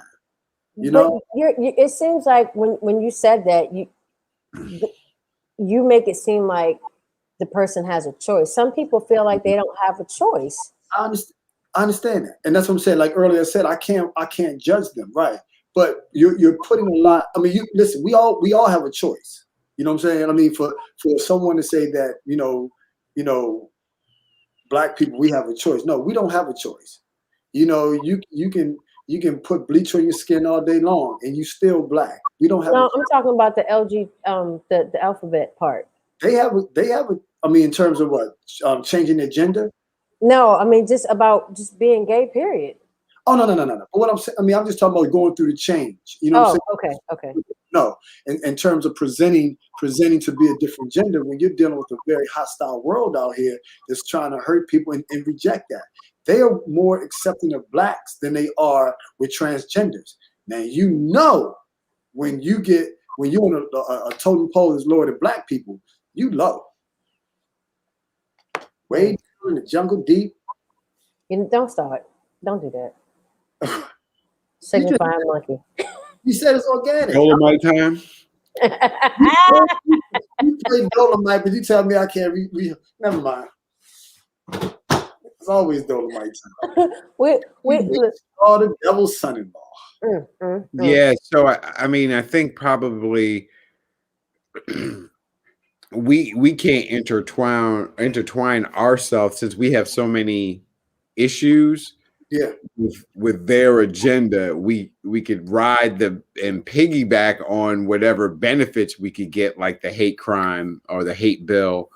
But I think between our community, between the men and women, the competition that goes on between us, the lack of marriages and Black unions, I'm not sure if we're producing at the same rate as we were, but it's still not in a family unit as a whole. So how is the strength of the community going to build and move forward if we are not coming together, as a group?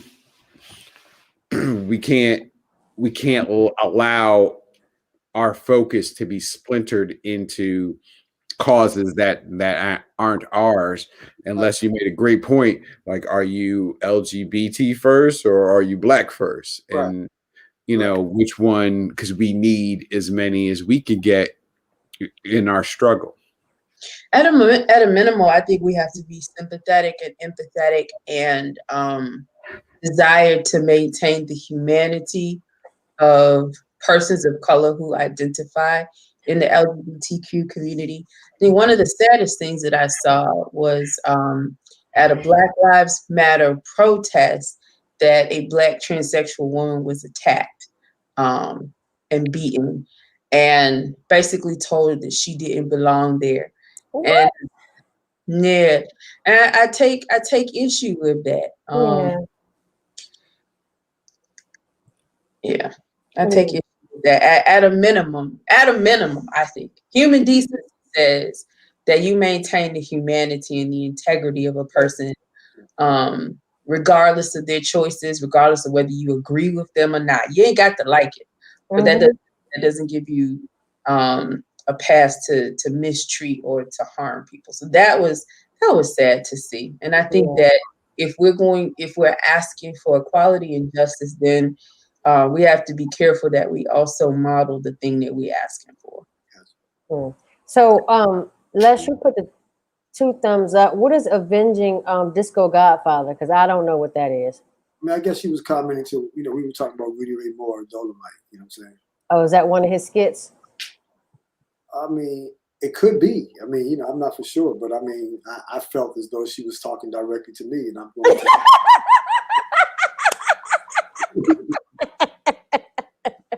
Okay.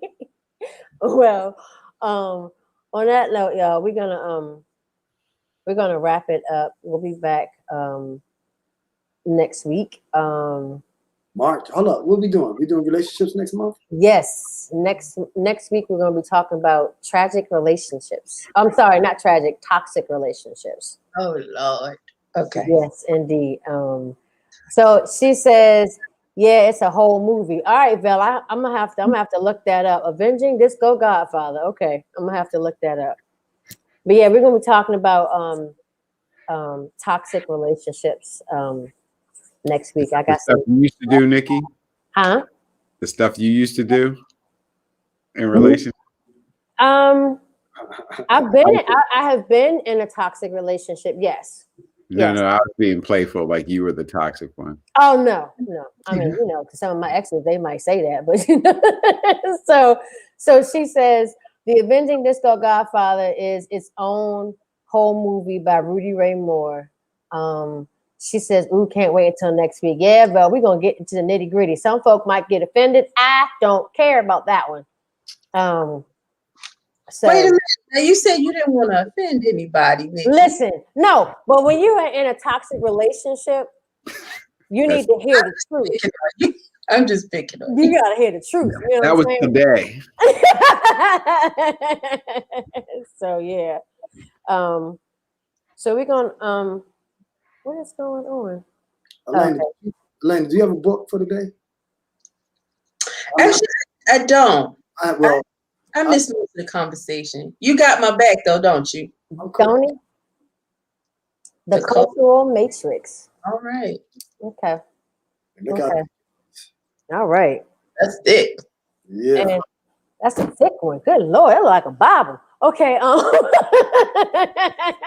So we're gonna get on out of here, y'all. Thank you all for watching. Vel, thank you so much for hanging with us. As always, love your input. And you guys have a beautiful, wonderful weekend. Velanie, check your DM, honey, because I need your email address and I will send you that information that Les was talking about. So y'all be safe. Be good. Have fun. Peace out. Take care.